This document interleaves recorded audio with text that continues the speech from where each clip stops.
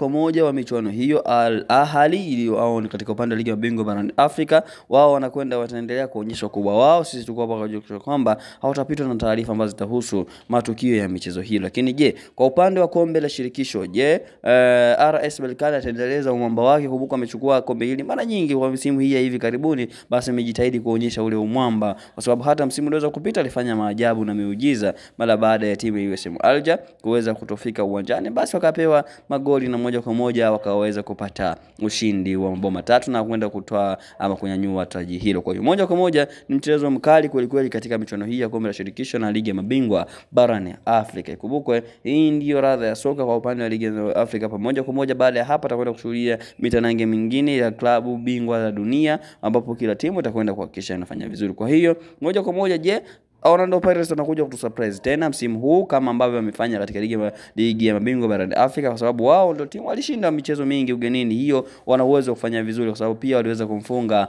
Al Ahly, walimfunga ugenini, wakamfunga MC Alger, pia waliweza kumfunga ugenini. Lakini kwa upande wa Mamelodi Sundowns, je, watakwenda kushinda ugenini kwa mara nyingine? Tuweze kuona. Lakini kumbuka mchezo mwisho wao waliendosha Esperance de Tunis, kwa sababu mchezo huo ulimalizika